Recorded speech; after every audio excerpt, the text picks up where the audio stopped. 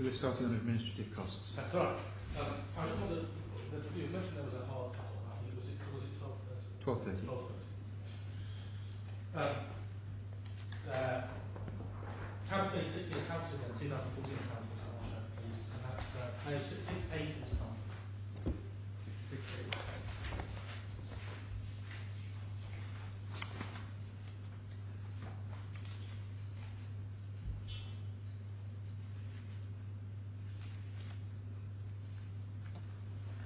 It's the note in the first paragraph of note.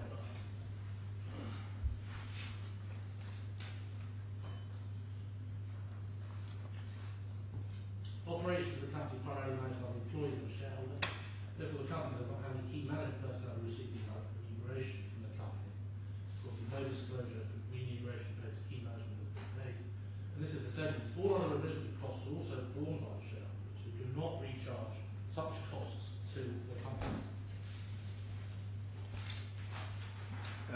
Mr. Fitzgerald, I don't know if it's your clients who's put the live note in, but at that speed, it's very hard, not just for myself and the witness, but incredibly hard for the live note typist. I'll be careful. Thank you. So, just did you catch that part of the note? It's at page 12 then.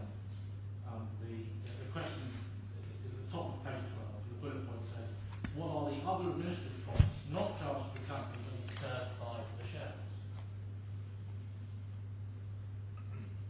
As Aradi doesn't have an office and personnel, the shareholders contribute this in the form of accounting services that DR provides, legal services that both DR and DPG provide,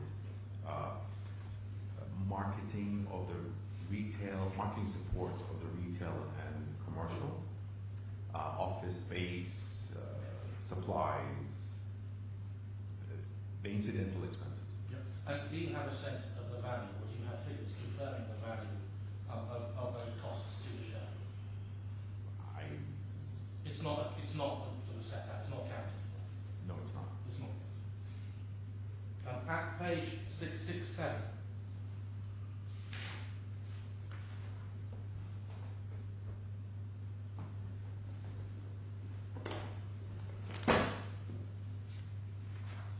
The last entry at the bottom of page 667 says recharge of staff costs by shareholders.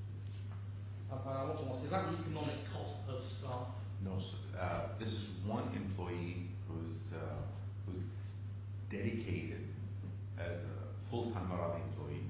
Is mid-level, assistant manager level, and this cost in 2013 was, I believe, it was incurred by DR and then recharged. And in 2014, I think partially DR, now he's moved to Dubai Properties. So he's in Dubai Properties sponsorship, and salaries paid by Dubai Properties and then charged to Aradi. Okay. And in terms of the functions that you've mentioned, which shareholder is responsible for particular functions of Aradi development, is that documented in the organisation chart? No, it's just understanding. It's just an ad hoc understanding between the shareholders. Yes. So can we turn then to tab 39, and that's page 679 of the same volume. Yes.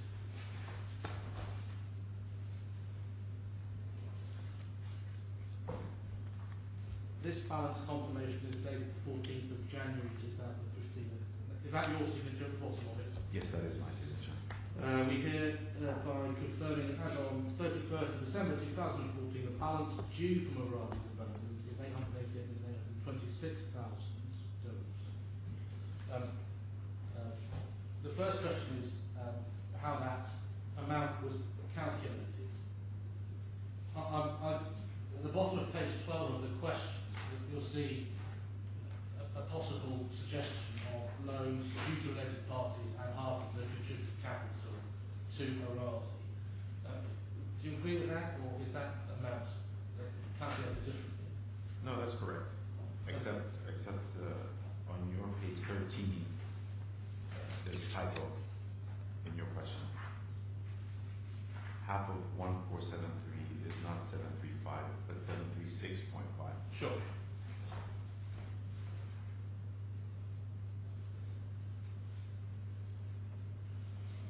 Was that document, in these balance confirmations, you tend to see them signed by the counterparty or the other shareholder. Was that signed by RRD as being accurate, or signed by DPG as being accurate? This has nothing to do with DPG. This is a RRD MTR. Sure. Right. Normally, when you send a balance confirmation, the person confirming the balance signs it, not necessarily the person receiving it who has it in their books. Because this is what are these financials. Sure. So as far as the auditor is concerned, they want to see DR's acknowledgement of the amount. Of course, but Aradi agrees that balance confirmation is accurate. Yes, definitely. So we're clear for the transcript. The amount in question in the letter at tab 39 is 888,826,014. I noticed that it wasn't coming through clearly. The amount in the question is 14 dirhams less at the amount in the question is rather different at 886,897,000. And Mr. Marshall, just to be clear, you don't agree with the figure in the question of 886,897,000. You agree, presumably, with the amount that's just been read out by the registrar set out in the balance confirmation. Of course. Thank you.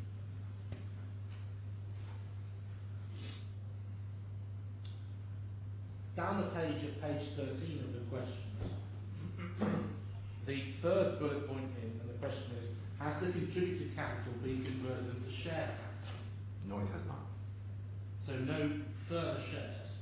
No. Other than 150 initial share capital per shareholder exists? The intention was to convert, but that has not happened yet. Is it AGM next week? Is that something that might be discussed? That is not on the agenda. So, and is there a current intention on the part of the rider to Not that I'm aware of. No, it's Not that I'm aware of. Two bullet points down on page 13.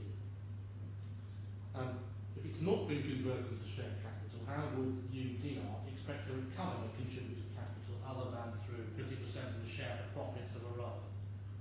In the event that you need it.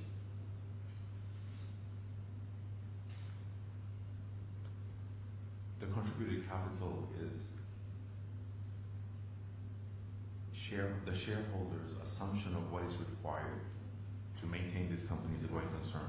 So I'm not aware of any intention to reclaim that.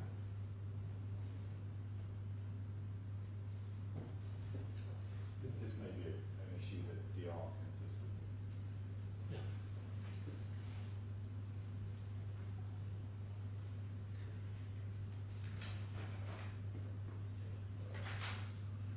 If we could turn to page 14 of the questions.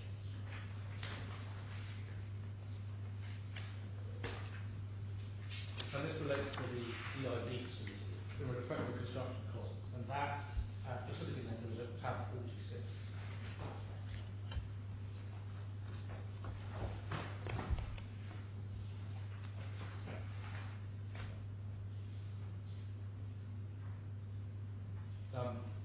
The second sort of bullet point question is the way in which the mortgage is set out in the 2014 accounts.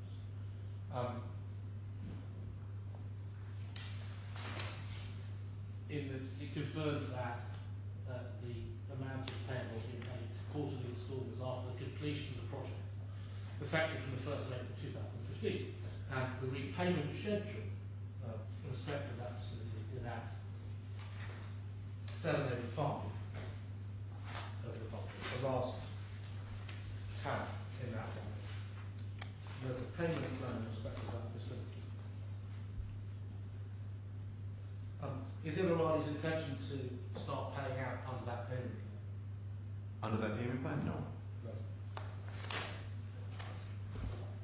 Sorry, can I clarify Of the course, answer? please. Because We fully repaid the loan.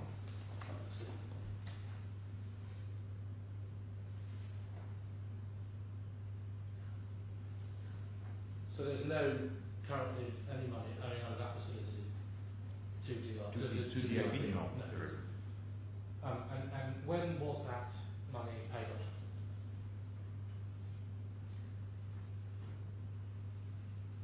Either end of May, early June, I can't remember the exact date. May, June 2015? Yes. Yes. Recently. And in fact, the legal documentation is still in progress And what is the legal documentation? of actually releasing Yeah, the security. the security and everything else.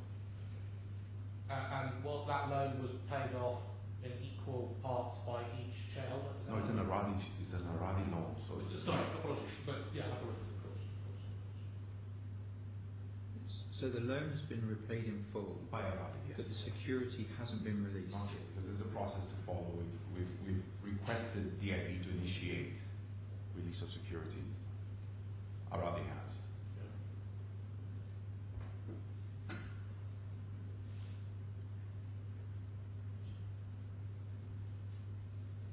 Yeah. Where did Arali obtain the funding to discharge that facility? From the sales proceeds of the residential. It's a 500 million facility that's fully been paid off. But was 500 drawn down? No, it was not. Yeah. So less than 232 or so million was drawn down. To be exact, 238 million plus 17 million of accrued profit. So it was discharged by those the monies that were received by customers in respect to the residential units. That is correct. And the shareholders haven't contributed anything towards the discharge of that. No, they haven't. No, sorry.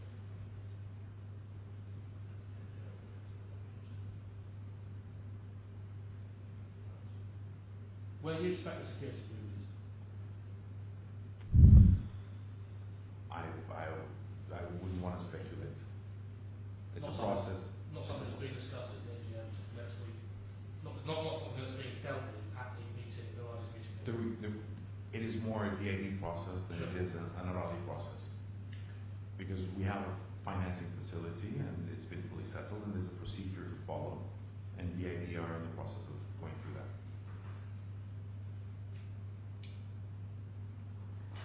And is there any further facility that's being envisaged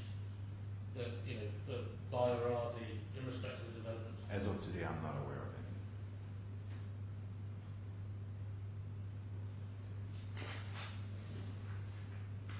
Bottom of page 14 for questions.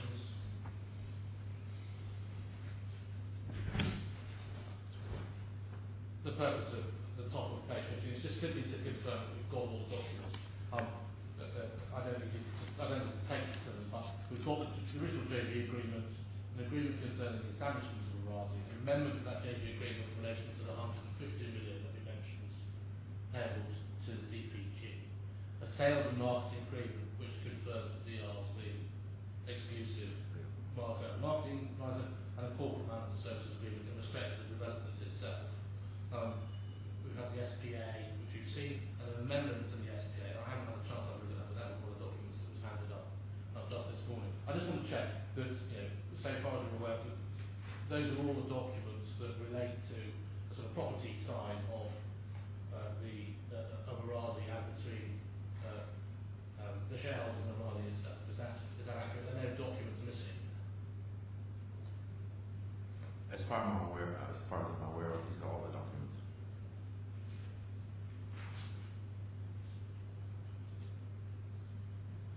If you can turn to page 16 of the questions.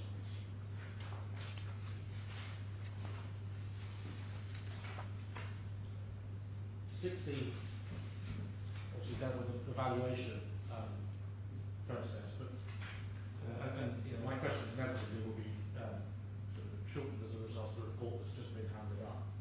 But do you know, the second bullet point in under perhaps RRF, do you know what the current value of DR's interest, 50% interest in Aradi is?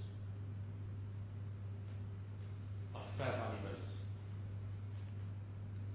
based on my DR's March financials, Yeah. audited financials, Quarterly financials. quarterly financials, condensed Yeah. reviewed quarterly financials, Yeah. it is 850 or so million Yeah. and 150 million receivable. So my JV equity value is 850 plus the 150 receivable. Yeah. So I would venture to say that it's 1 billion as far as my March accounts are.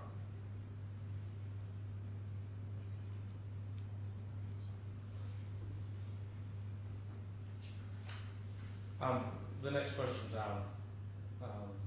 Sorry, that's not a fair value valuation, right? That's on a fair value basis. Yes, my accounts, I treat Aradi on a fair value, yes, correct.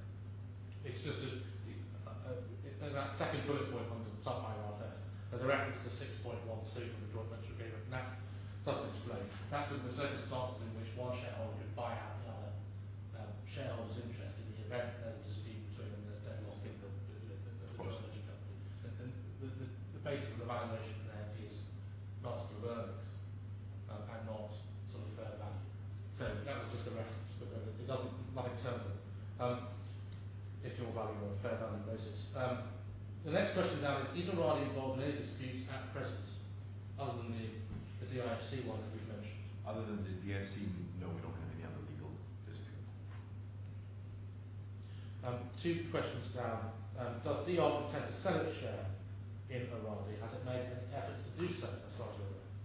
As far as I'm aware, DR has no intention to sell it, nor has it made any attempts. No intention to sell. No intention to sell. Thank you.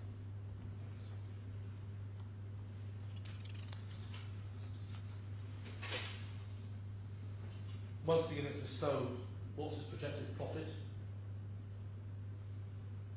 And I appreciate that, and I think that's probably all of it, isn't it? That's the residential sale, 100%. The lease of the commercial. Lease over what period? Yeah, I know, It's very difficult. No, I appreciate it.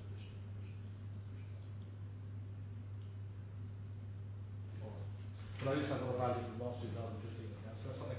Can I turn to the next page? And that's in relation to the sales and marketing agreement. You've mentioned that DR still remains the exclusive Yes. sales and marketing consultant.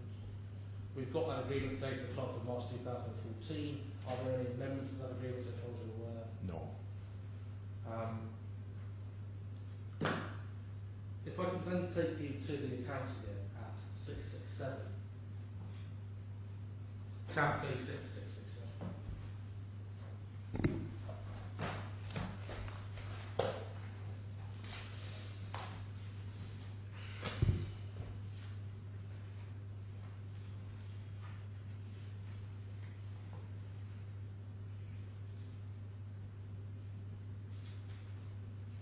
Just at the bottom of page 667, the penultimate entry is sales management fee charged by DR Development. There's 10 million in 2014 and 6 million in 2013. Those are the fees in respect of that, arising out of that sales and marketing agreement. That is correct.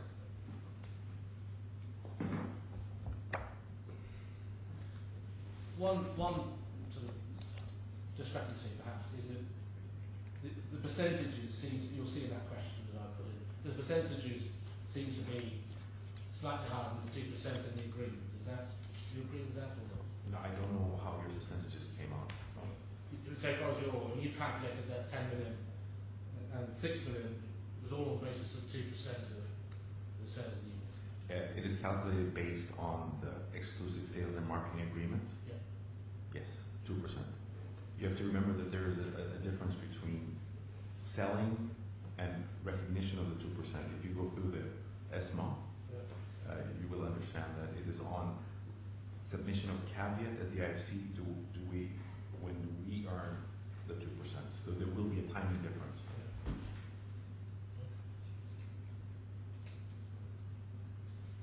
Yeah, so just to be clear, it's 2% of the sale price when it's sold, even if it's not Yeah, but I'm not sure I'm not sure how you calculated the 4% is or the 12%. I don't know where you're. Leave the 4% and 12% aside just for a minute. Yeah, it is 2% of the sales of the net of the sales value of the gross sales value of each unit. Yes. And can you explain the point you made about the caveat? Caveat the IFC to be lodged. So When the customer has gone and paid the caveat fees and actually lodged the caveat in the IFC, then we are entitled, because the sales process is not complete until we ensure that the customer has gone and lodged and paid the fees. This is how it was set up. Sure, and for that point, you can claim your 2%. Yes, we can accrue the 2%. If I can turn then over the page to page 18, and these questions relate to the facility, the financing that's in place. Yeah. These are facilities, these are DR facilities now. And the facility there is at tab 60, which I think is at volume 2.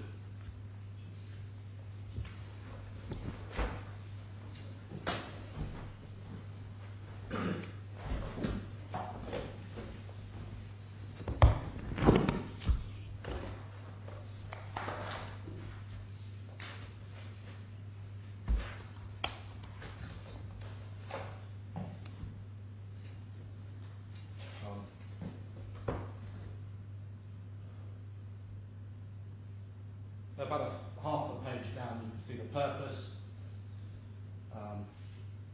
And then just under that, the next subparagraph is security support collaterals. And the first point is first degree registered mortgage over the plot number 477.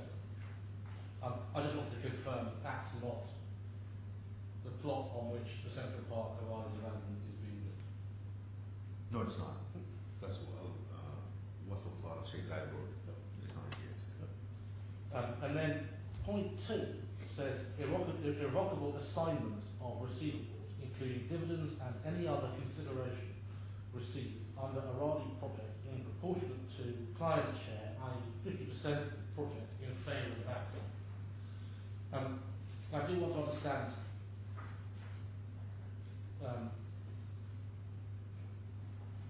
what receivables are intended to be caught by that security. Every receivable, every distribution from Aradi to TR.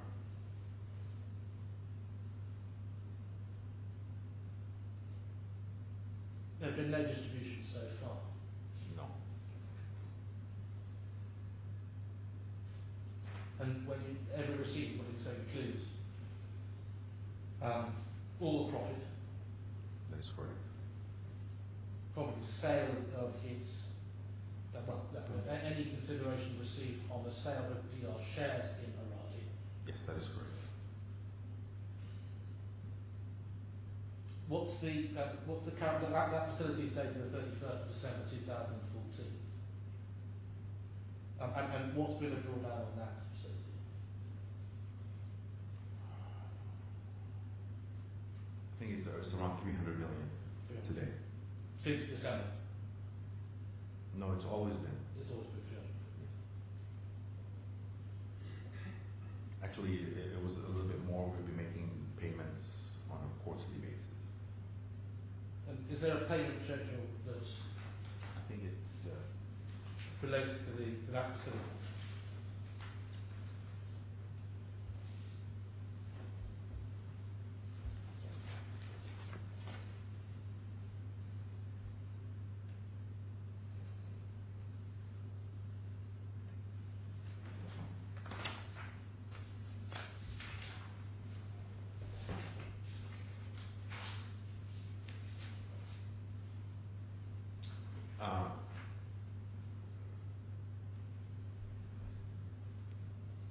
It's not here, but I think there are two. We can provide that to you. There are two streams from this. This loan actually is 3 parts. One is 200 million, which is the because your next question is the purpose. Yeah.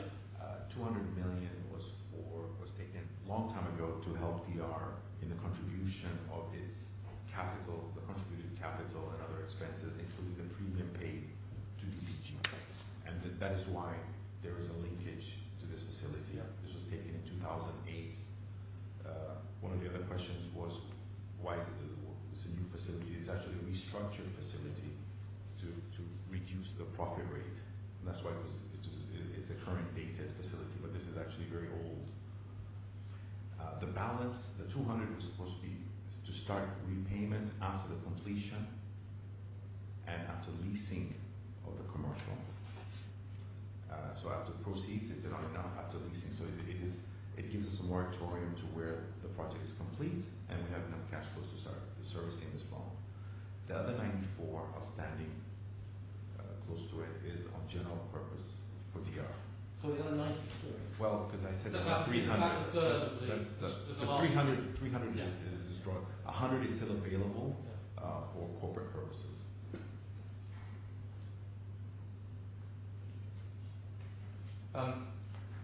Page 19 of the questions. At the top of that page, is there any other finance that is secured by charge over DR share or a large development generally? No. Other than the DME, no. That's the only facility. So there's no other charge over Arada, other than the one that DIB have. Over. Bank, no. Well, today DIC has, obviously, until we resolve the GFA issue. Title is still in DIC's name for the whole plot.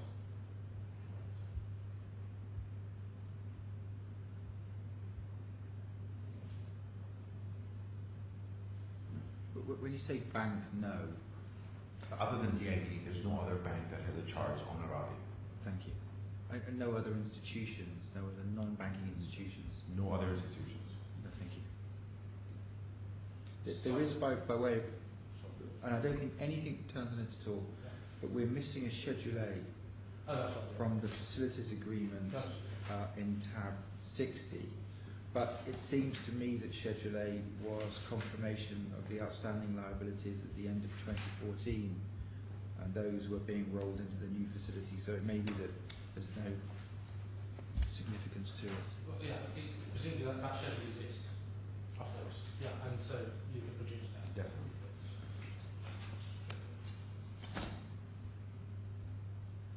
Just in respect to the position of the DIFC, you said legal title for the property is held by the DIFC pending the resolution of the dispute. In accordance with the plot SPA, there is a requirement to remeasure the GFA on completion, which obviously we've done, and there is incremental GFA, and we have to solve this difference.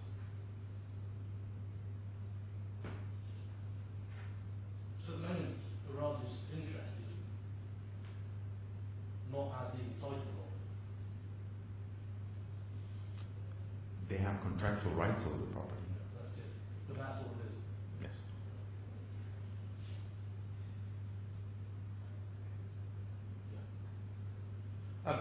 The other facility, I think I've been to actually. So I've understood this. That plot, from a DIFC perspective, do you know, from a DIFC perspective, is that plot designated for... The title details have been handed over, but it's not as if that plot is shown as available for No, it's not sale. available. It's not available for sale. It's reserved. There is a plot SPA, Yeah. of which we've paid 95%. Obviously, now this differential GFA difference is just a small issue that is an administrative issue. Understood. So it goes beyond a piece of paper to something more substantive within the definitely. registers. Of course. Thank you. And sorry, just to add one more, just came to my memory right now. We are currently in discussions with DFC to resolve this, and I think they have started to issue no objections for the caveats, because they know that the dispute between developer and the IFC should not harm the purchasers. So I think as we speak today, they've started releasing the caveats on the residential so that we can allow the customers to register title. Thank you.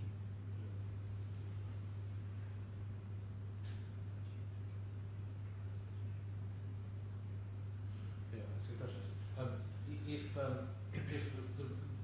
the dispute with the IFC resolves such that the GFA is not the same as it was in SPA, or not what DR wants it to be, then is the consequence that DR will be required to pay more? Yes. Under the SPA? Aradi will be required to pay more. Under Yes. the SPA. And has there been any provision for that at all? Yes, there is. Is that in the 2014 accounts? No. But It will be the 2015. Internally, there's been provision for it. In 2015, yes. And how much is it set aside? 98 million, approximately. And that's on the basis that the DIFC are right about how much, what the GFA is. That is the conservative, prudent approach from an accounting point of view to take worst case scenario.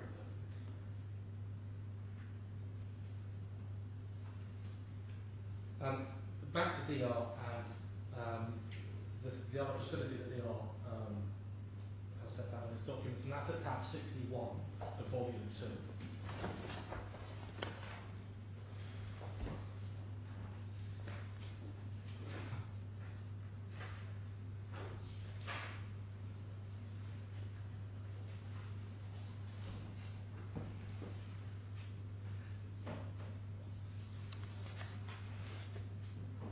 Page 750.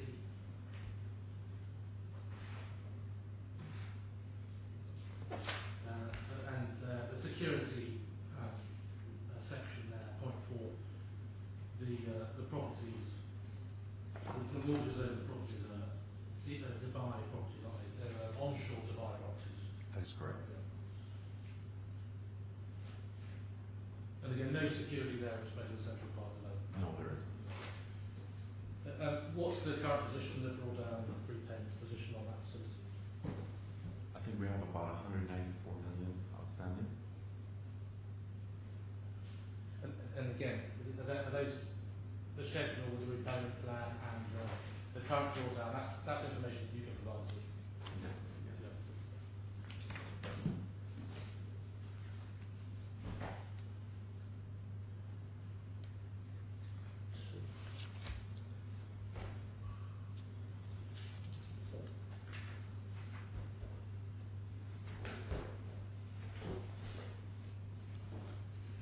Yes. So now, I'd like to ask you some questions about the. Oh, sorry. Before I do that, before I leave facilities, that's it, isn't it? So far as DR's facilities with banks are concerned. Yes, as far as obtaining the facilities, yes, we have obviously a lot of discussions with many banks, Of course. and we have a lot of term sheets, Of but course. we've not entered into facilities yet. And is that on the cards at the moment?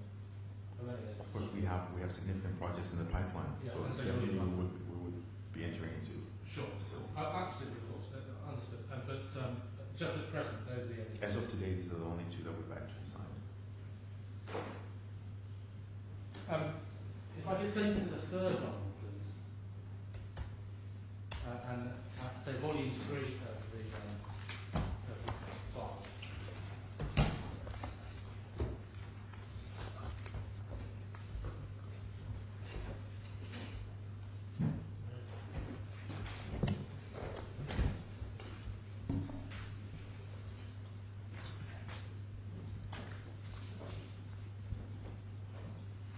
And tab 102 is page 2069.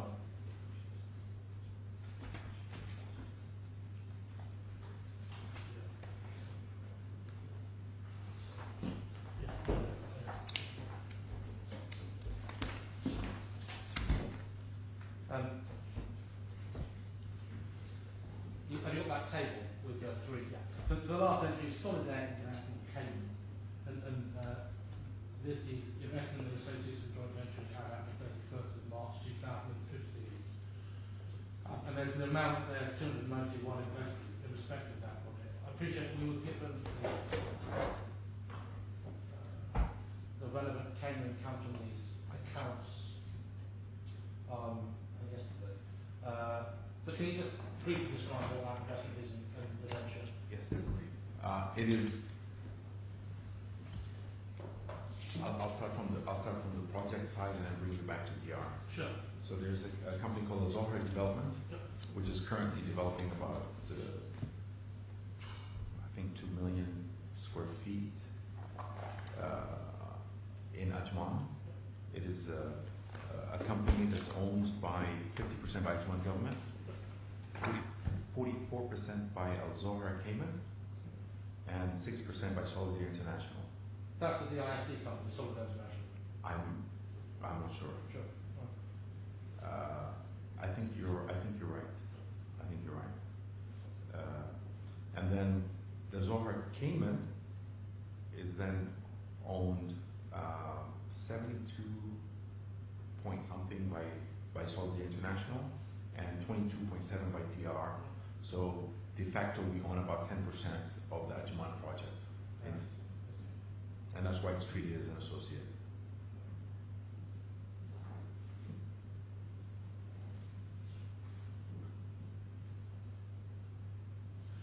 Sorry, I you just told me, what was Solidarity International's percentage shareholding in Al Zohar? Al Zohar Cayman? Yeah. No, Al Zohar. Yeah, Al Zohar Cayman, yeah. 72.272727.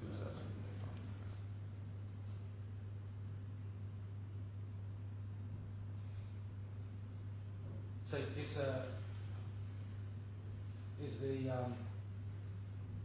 investment into, so is there a joint venture agreement, or how does it work? Is it just a straight property investment into the Ajman development? How is it documented? I'm not quite sure. Actually, I'm also not quite sure. This was done a long time before my time. I'm sure there would be a shareholders agreement, or because it is a company, right? So there would be shareholder agreements, but actually I don't have any of these details in my possession. I can try and obtain if you want. I thought the financials pretty much clarify that. The financials don't set out the sort of legal structure of the Okay, the legal structure. Huh? Yeah, that's what I'm interested in, because if DR has a 200 knot investment in a project in Ajman through that company structure, then obviously we want to understand how that's held. And so the documents that describe how that's held and the documents that DR must have. We should have them. I'll try and locate and get you. That's On the legal structure, right? That's right. How the investments, what was the corporate structure? Should I ask that the questions you put in writing to say we're actually... Yeah, we'll use the transcripts. We'll produce this question.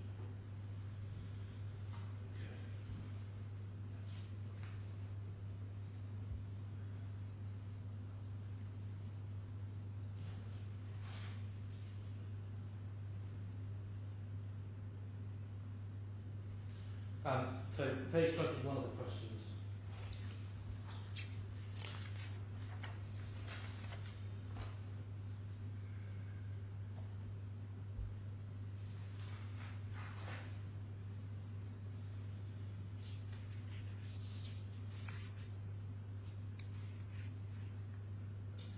And really we're looking at DR's bank accounts now.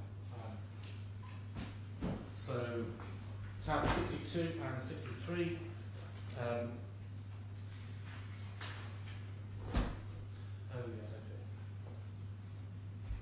come back. I've been asked to ask you one more question about Solidarity, apologies, and Ajman and Al Zohar. And it's a question just above the heading DR's bank accounts. Yes, I have that question as well. Yeah, what money Quite an important one. What monies are owed to you under these agreements? None as of today, except for the equity contribution. Sorry, none is owed apart from? Other than the equity, this is an associate. We're passive. We're not actively involved. We've not lent any money. And the equity contributions are 280 million in that schedule.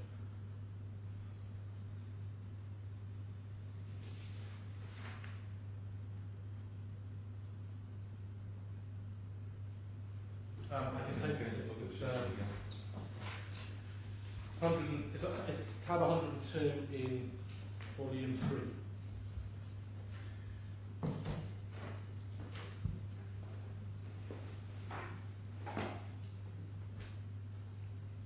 Page 269. Yeah, I've seen that. Yeah. 292. I'm not sure if this is the gross value of the equity contribution or if this is the fair value of the equity contribution, because I think there is a little bit of impairment there, but we can definitely give you the details.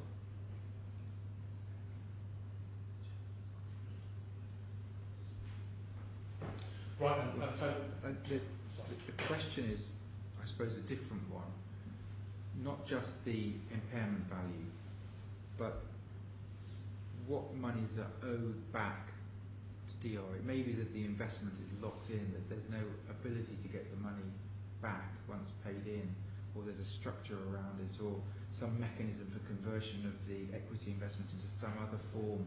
So the question that's being asked is, for the investment in Solidaire International Cayman, what monies are owed, if I've understood it, back to DR from that investment? And that may require a look at the legal agreements, more than just the valuation, in terms of when it might come back, if at all. Okay, understood. Yeah. Just at the moment, you can't answer that question, Mr. Marshall. No.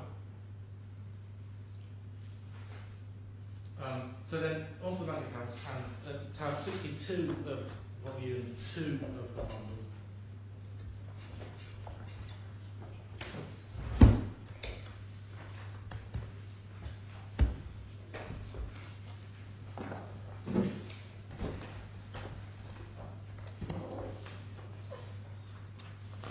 And it's page 771, so it's a few pages into that particular tab.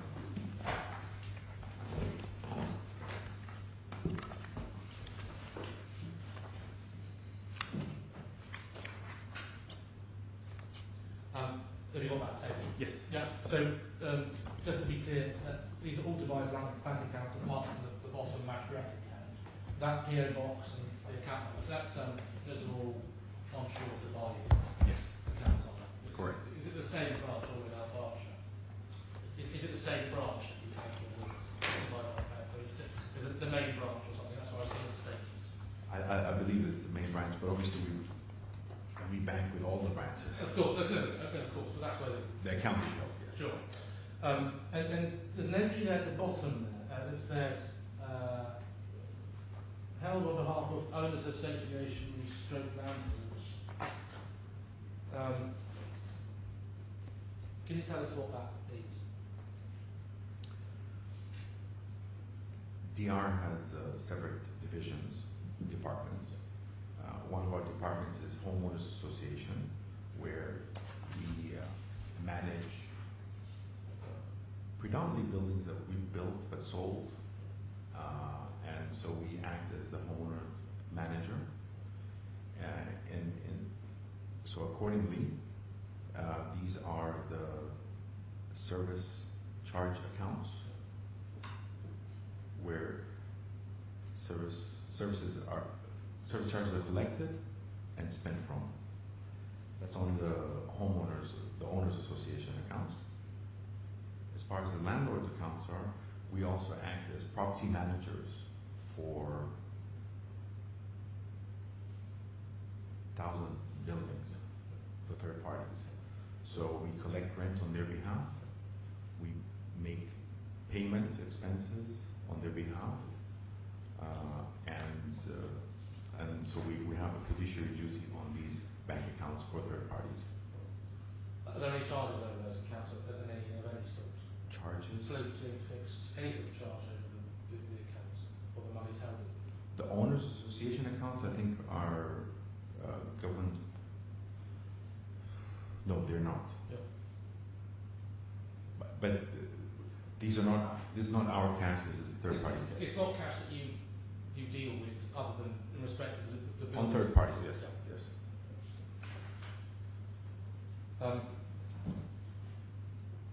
And then over the page at 773,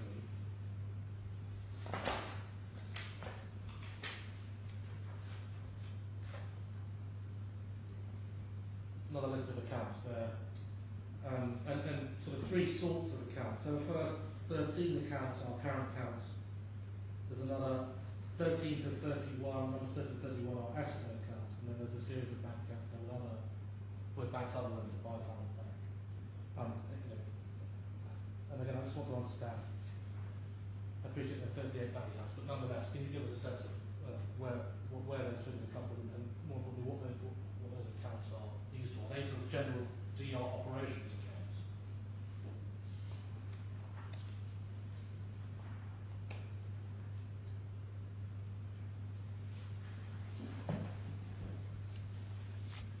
Sorry, the ones that are just current accounts, yes, they're all general DR accounts. Yeah. Escrow accounts obviously are escrow accounts where we collect sales proceeds, and these are not under totally our control, they're under rerun. Yeah. Right? Yeah, and they're all the rest, even the bottom ones are all current accounts. So what do you see being used for those? I mean, I think you've given us the statements in respect to those accounts. And as you can imagine, the statements are particularly enlightening when it comes to trying to understand what those accounts are actually used for. In terms of the DR's current accounts, do you pay salaries out of these payable, expenses or leases, or I mean, what do you use those current accounts for? Are they sort of used on a daily basis, so far as you're?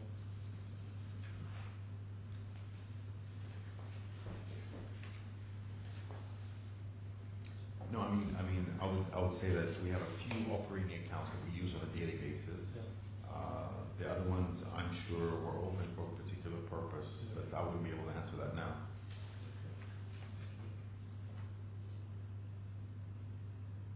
Yeah.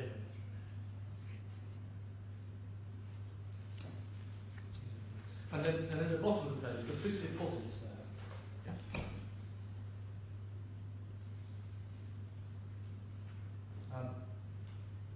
Do you know what the terms are, or can you provide us with details of the terms of those fixed deposits? I can definitely provide the terms.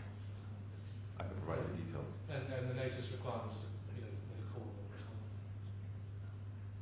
Yeah, so the definition of the terms being how long they have to be held for before you can access them, or they return back to you with the interest. I presume you've got those details in respect of each of those fixed deposit accounts. I'm sure I do. And you can give us those details. Of course.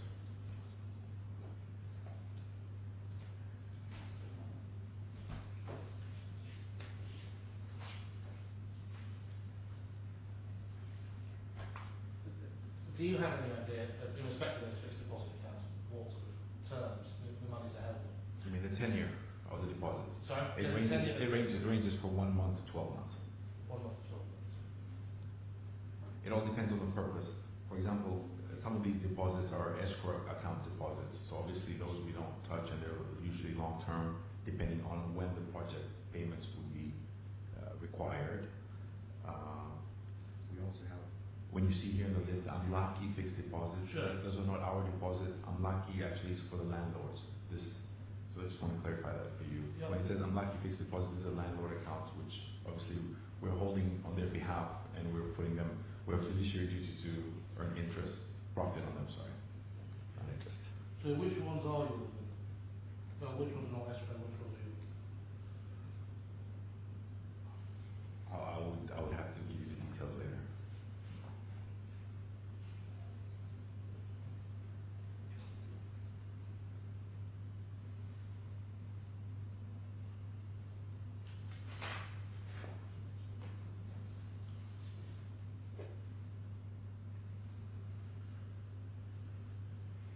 Page 22 of the questions. The second bullet point in those questions, I just want to check. Those are the only accounts of fixed deposits. But that's a complete list of bank accounts in DR. I believe so, yes. So the second part of that question, related to immediate accessibility. And I appreciate you've given us an answer in relation to the escrow accounts, for example, in relation to landowner's fixed deposit, which means there's and the association. and association accounts. Sorry. Otherwise, all the rest are accessible to DR. So what would be really helpful, actually, for us is to be able to produce an out chart. And I'm not sure if you're willing to do this, but produce an out chart and identify which ones are accessible by DR and which aren't. Is that something you can do? Yeah. DR will seek to address that. It should be possible. Yeah. Just not show up. Definitely. Thank you.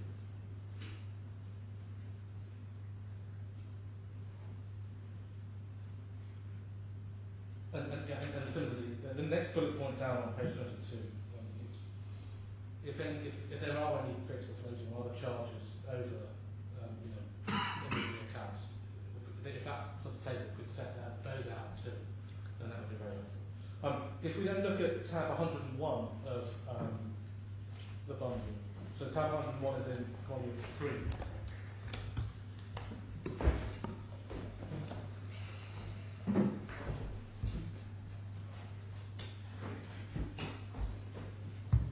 I suspect, Mr. Thakral, that you would be most grateful if the transcriber would be willing to push through to 12:30 rather than take a break. Thank you. So tab 101.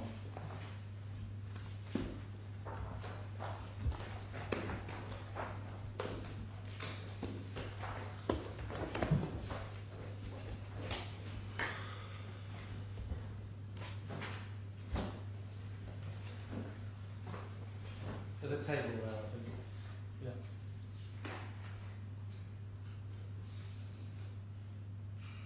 You can see at the bottom of page 32 the questions that are asked in respect of each of those amounts.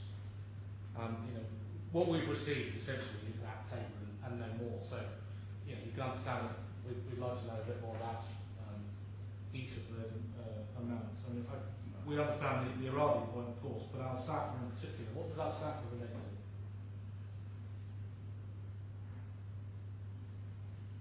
Yeah, that's okay.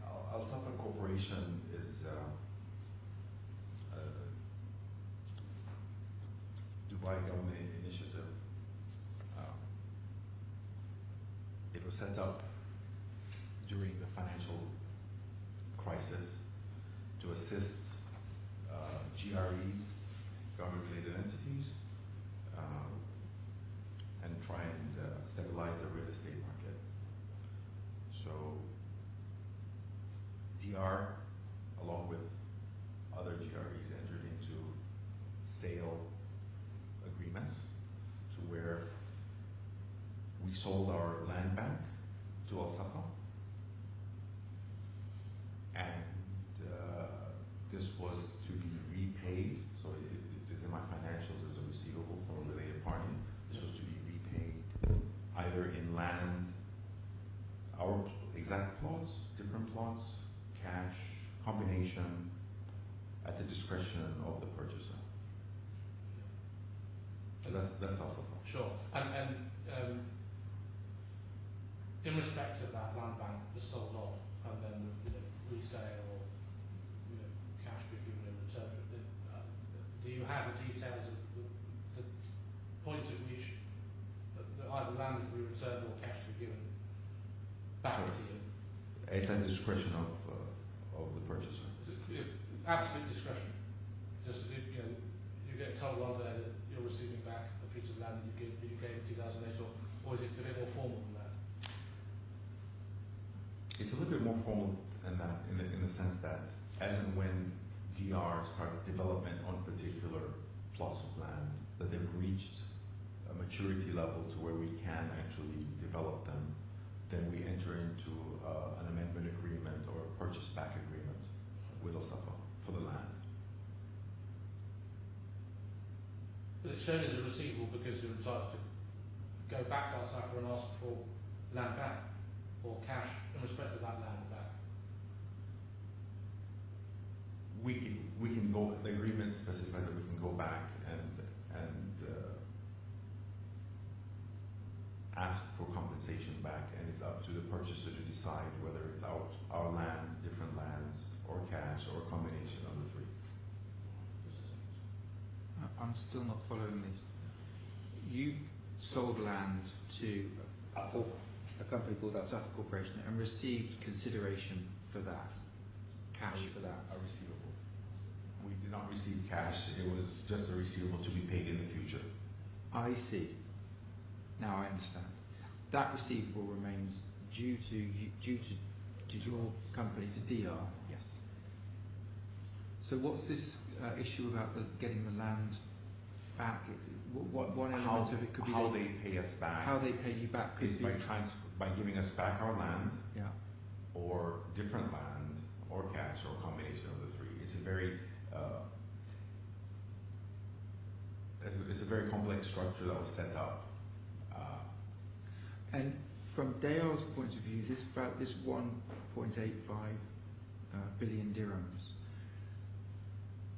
How can you be sure, if you were to get land back that isn't your land, it's new land? How would the shareholders of DR be certain that the land is worth the receivable? Third-party valuation, based on third-party valuation. So whatever you would get back, cash, your own land, or somebody else's land, you would be independently sure that it would be worth the amount that's shown as a receivable. Yes. Hopefully. Hopefully. Thank you. Okay, now I understand. So the details of the land, I mean, it's quite a precise figure. So the details of the land that you sold to Alsafa in order to come to that balance of what Actually, this balance is net. Yeah. This balance is actually net of liabilities, contingent and actual, to the actual master developers of those lands. Yeah. To give you an example, Sure. we might have a land that we purchased for 200 million from another government-related entity a while back, of which we've only paid 100 million. So there is still outstanding liabilities of 100 million to that master developer. But it's been shown here as net, as an advance of 100. So it's money you could call if you needed it for the purposes of development. It's money or land you could call on if you needed it for the purposes of development. After you settle the liabilities that are attached to that land, yes. No, I'm confused now. Sorry. Do you have the right to go to Alsafa and say, I want, as part of the money that's due to us, I want that piece of land back? Do you have that right? Or is it such that they decide whether or not to give it back to you, whatever you ask? I don't think we have a right, but I think it's on a mutual basis that we could go and request for our land back. I see. But what I was trying to clarify is that land, majority of it is actually, we don't have title to it because we haven't fully paid the master developers of that land.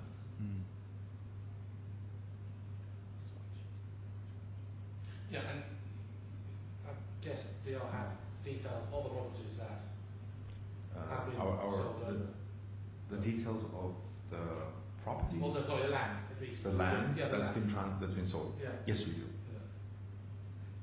Yeah. But I think the troubling thing, and I still don't think I've understood this, you sold land, oh sorry, not you, Dayar sold land to Alsafa, for which it was granted a receivable, a right to receive funds. But at the time of sale to Alsafa, DR did not have legal title to the land. Is that right? That is correct. Because we hadn't fully paid. For many reasons. Some of the lands, there's no infrastructure. Fine. I struggle a bit with that, but let's leave it at that. Please. As you can understand, if it's a 1.8 receivable, to DR in circumstances where there's a judgment outstanding of 250 million, then it's the details of that receivable, that's information the NBC will want to see.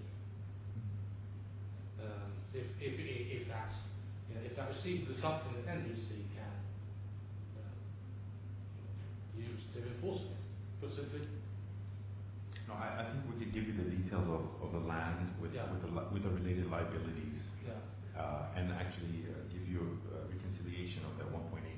Yeah. But you have to understand that as of today, it is a receivable from a related party. But I can give you the background that makes up that number, which is.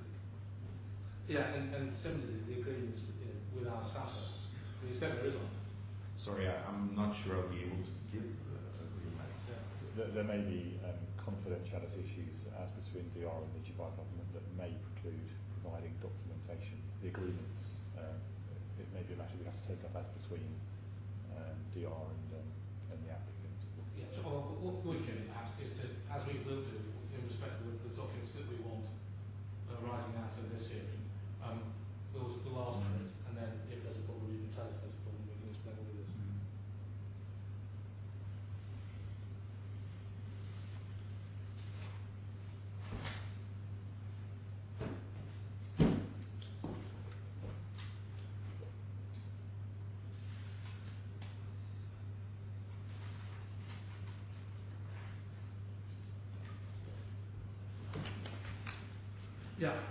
If you could turn then to tab 105, and that's page 2085.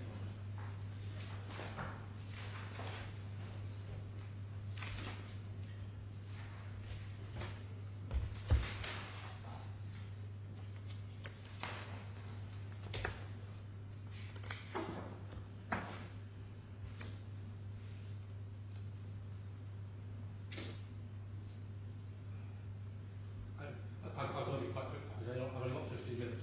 But you could, as you might understand, I'm going to ask the same questions in relation to the substantial receivables there. So can I just answer real quickly? Please. In 1 minute. All the significant numbers are fully provided and they actually carried at zero value. Yeah. And the 16 million for Raleigh should not actually be in that list because it's somewhere else. And all the rest is insignificant. All the big ones, waterfront is fully provided. There's legal cases. It's not recoverable. It's not recoverable. Yeah. None of the amounts on there are recoverable. So far, 8.4 million is dispute with national law. yeah. It's a receivable, Sure. so I think maybe we can net that off. I don't mind if you can help me collect that one.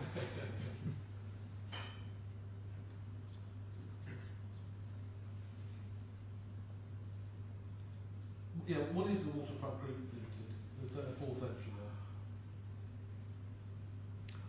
I'll have to get back. I have no idea because these numbers are net on my balance sheet, so I don't even look at them. They're historical. Well, if you could tell us Definitely. what they are, then Definitely. just give us. What's that? Yeah. If you could provide them with some sort of details to what it relates to and why it's net on the balance sheet, that'd be helpful.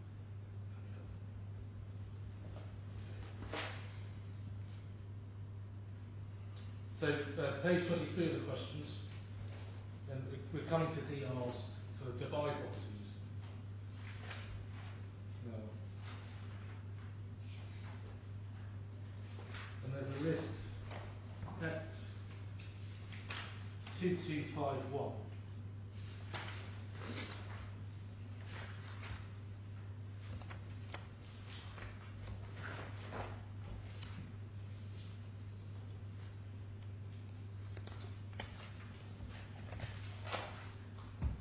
Shops and cafes, mostly.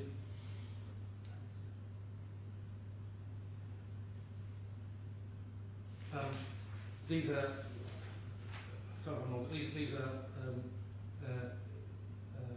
units that DR is currently in possession of. They're unsold, is that right? Yes, that is correct. Yeah.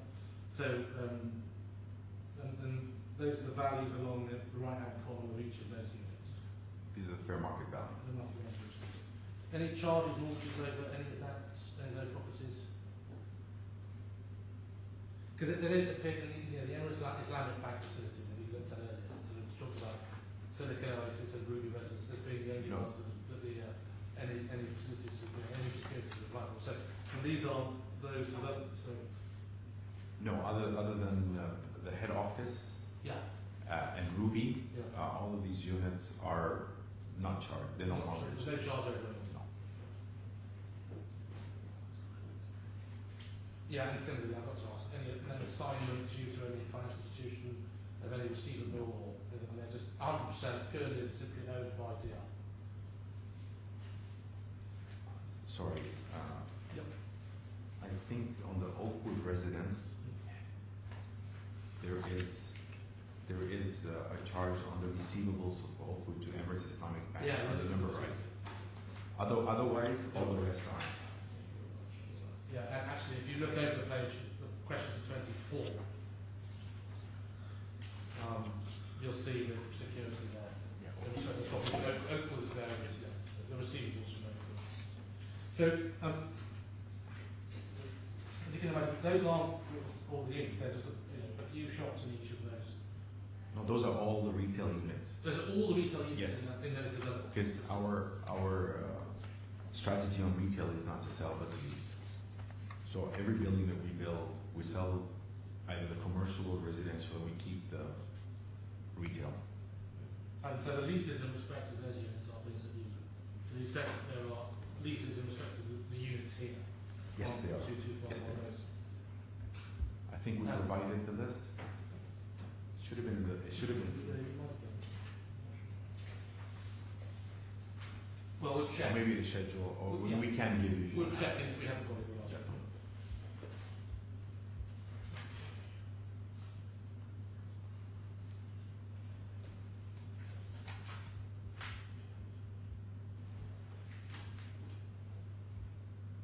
And then 2255, a couple of pages back.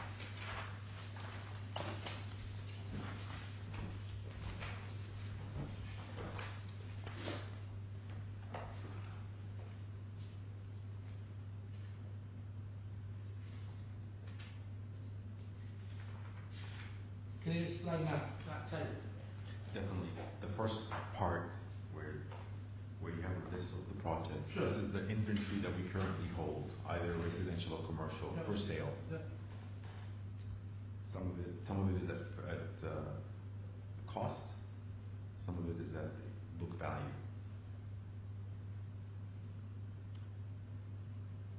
Below that is our projects in progress, which is Atria, Montrose, and TCOM 90Z40 plots.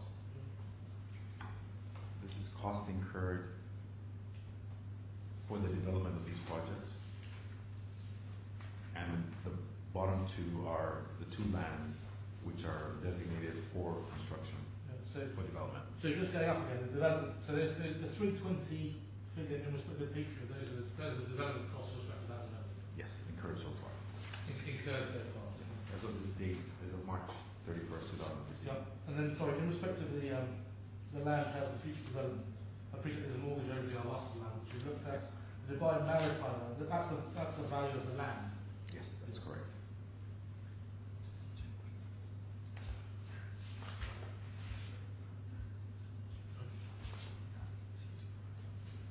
Yes.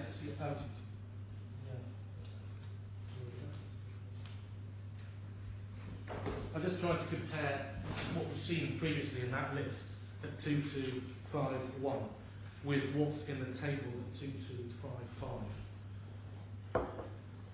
Because the units in the list at 2251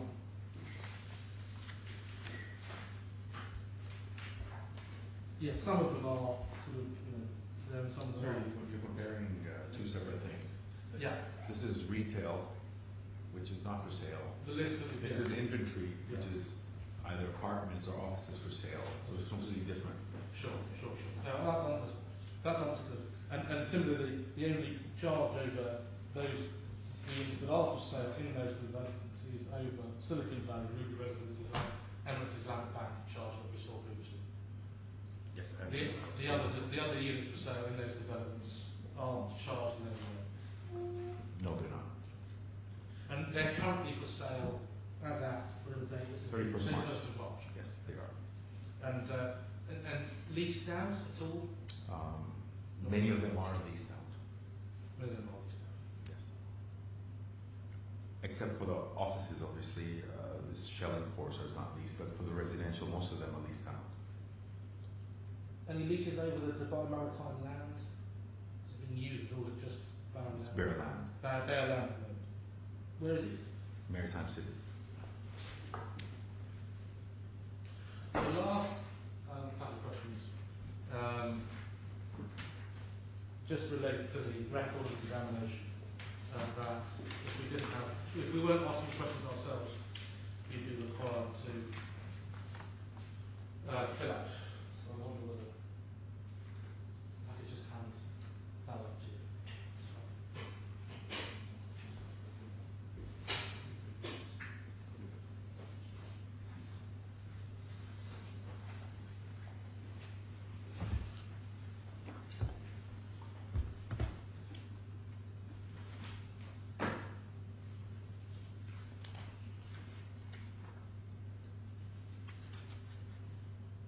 Given you're going to give us, a substantial amount of information in any event, so it's structured, you can fill out a fair amount of this, personal information, company information,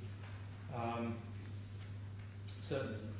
I don't need to go through the answers and expect them. I don't think if everyone's happy to proceed on that basis. I'm not sure what basis you're proposing. Yeah, So well, that's entirely understood. Let me explain it. So just in relation to, one, two, those can be filled out rather to us. You're asking Mr.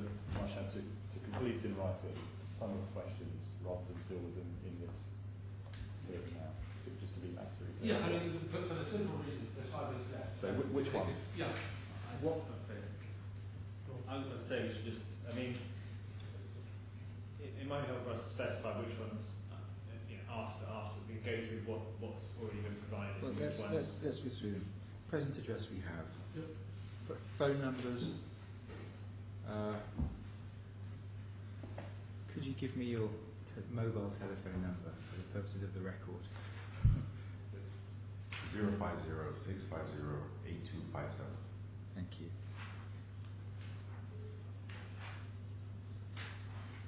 And you've got names of other company officers. I'm not sure where we're going with this now. I'm happy for that to be completed in writing afterwards. I doubt Mr. Marshall can complete that fully now. No, can't. And then the other things we've already covered, assets and property creditors, you've already been through, haven't you? Yeah. I think the only thing we need to do is just that we need confirmation that we've referred to certain documents and we've seen, say, a list of property. And so maybe we want to say, can you confirm that, for example, with respect to real property, that the documents listed at tabs X, Y, 1, 2, 3, 4 are all the real property that DR owns? But that's what we're here, those are the questions that you're able to ask. I think Yes, you've answered I that. agree. Yeah. So, The last question, sorry, just this question 9, really. Because question 9 isn't one that's been dealt with. So, can you give us an answer to question 9? That's a matter for the company, not Mr. Marshall. yeah. The market is still required on behalf of the company to sign.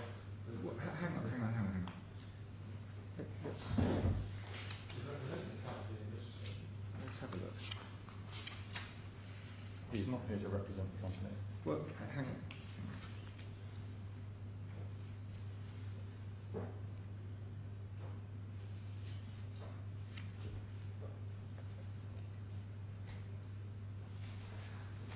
So Schedule B Yeah. is if the person is an officer of a company or other corporation. Yeah?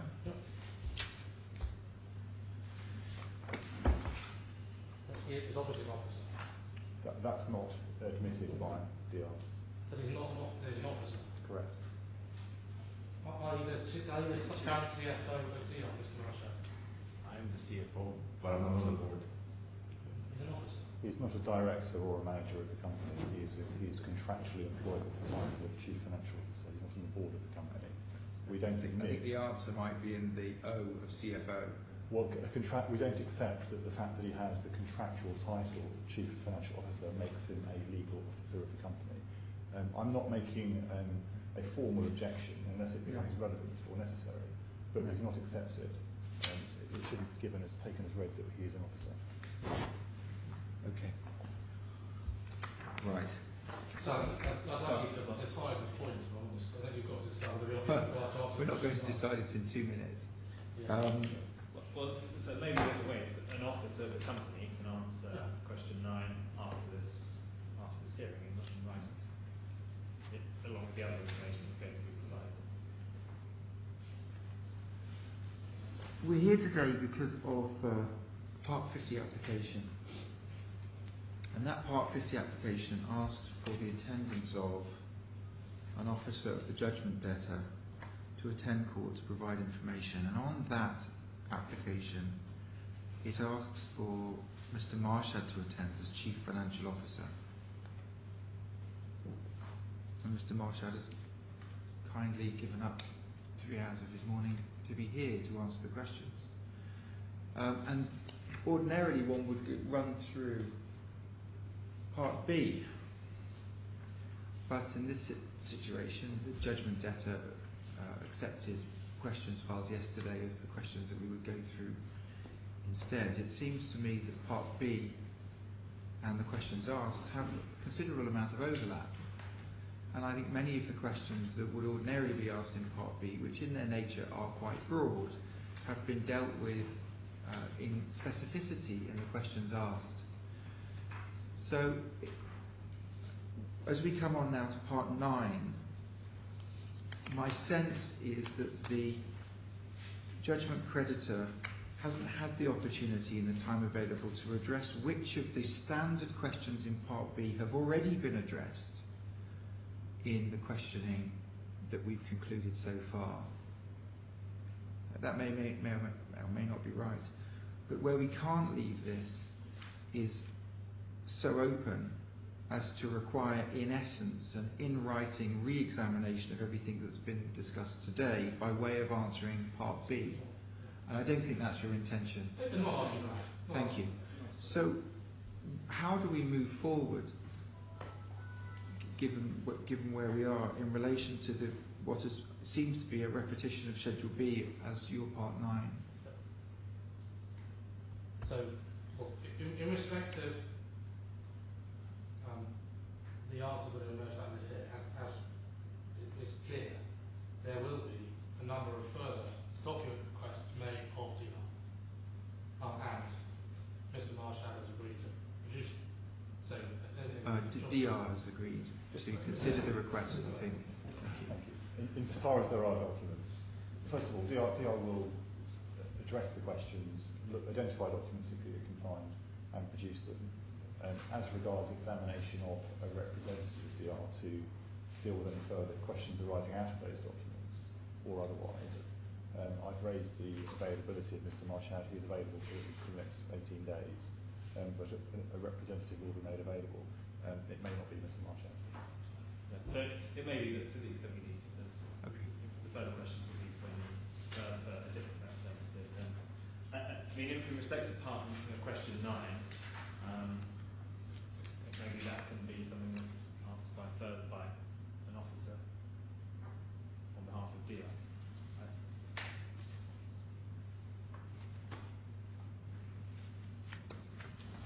Are we adjourning today's hearing, or are we finishing today's hearing and then we'll start again when, if and when we need to, or have we where are we? Well, I think we're adjourning. If Mr. Marshad weren't finishing his employment with DR and were here, I think we would definitely adjourn our examination of Mr. Marshad, subject to his possible reattendance at a future date, to answer any remaining queries that arise out of further documents. It's probably unlikely that we're going to be able to examine Mr. Marshad again within the 18 days. I think giving DR a reasonable time to produce any further documents and things. So it may be that we would make a new application to examine someone else. Can I say in relation to timing, there are still 18 days. We've dealt, Mr. Marshall has dealt, in my view, comprehensively as far as he can do overnight in a few hours with the questions asked of him yesterday. If the follow-up questions can be provided promptly, I would be reasonably confident that Mr. Marshall can return, but first of all can provide answers and or can return to court to continue an examination if needed. I think it would be constructive for the court for him to do that rather than for a yet to be identified replacement CFO or someone with less access or knowledge of the financial position of the company to answer the questions in his absence. I would agree with that. So that we can produce our list of further questions and arising out of today's examination, but there are also quite a lot of documents that will need to be produced, and those are very likely to give rise to further questions. And I don't, we'll have to see, but I would anticipate DR needing at least 2 weeks to produce them. It's hard to say, but one can, I think if we gave you a week to produce all the documents, you would say that was unreasonable. If the documents are of the nature of the follow-up and detailed items that arise out of the documents provided so far, I don't think we need 2 weeks. I can't commit until I've seen the list. No, I don't think it should require that long. So perhaps the safe answer is for us to adjourn, and we will then basically vote on if we can then end, and we can then decide how to deal with it, to receive the various requests. And just to clarify, when's the last available date for? Mr. Marshall wanted to confirm himself, but I understand his last date that he expects to be in DR's employment is the 29th of June.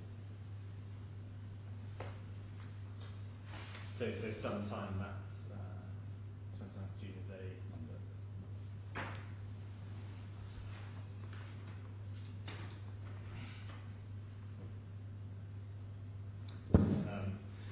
Ordinarily in hearings like this, we would get our costs as well, but perhaps if we're adjourning, we can adjourn the question. I mean, we would be entitled to our costs, but we can perhaps adjourn that and adjourn the question across the later days as well. Adjournment? How was the... I have no objection to an adjournment rather than a conclusion of this hearing and another order being required. I think it's been left unclear as to what the effect of adjourning rather than some other order might be, but I have no objection to an adjournment on the basis that Mr. Marshall is still available to return and to answer questions up until the date that he leaves the employment of DR. As I understand the process, and I think there is authority for this, this isn't, we don't just get one bite of the cherry on the examination's ongoing, and we're not trying to be abusive and just keep it going for the sake of it, but we're trying to get to the bottom of certain issues. Well, I appreciate the comment regarding not seeking to be abusive.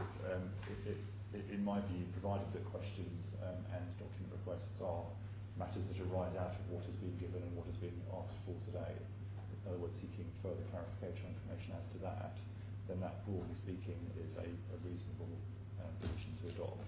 Insofar as we're going to face a whole new raft of questions about other or unrelated matters, then I would need to reserve my client's position. Okay, let's adjourn. Let's review the transcript, have the document requests which flow from the transcript. Any objections to the request, let's get the paperwork in and we'll have a look at it for you. And then let's do our best to get on before Mr. Marshad leaves, so that we can conclude this examination. In terms of that, I think we will try to produce the list of document requests and questions as soon as we can. Have you come in from London? Yes. Okay.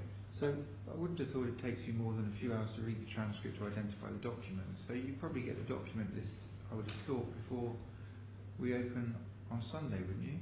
If you want them urgently. Yeah, I think for you start of business Sunday. So the document request over, and then let's have a look at it. Any objections, let's get them in as soon as we can next week. Let's have a look at those, and then hope to get ourselves back on in the second week of Ramadan.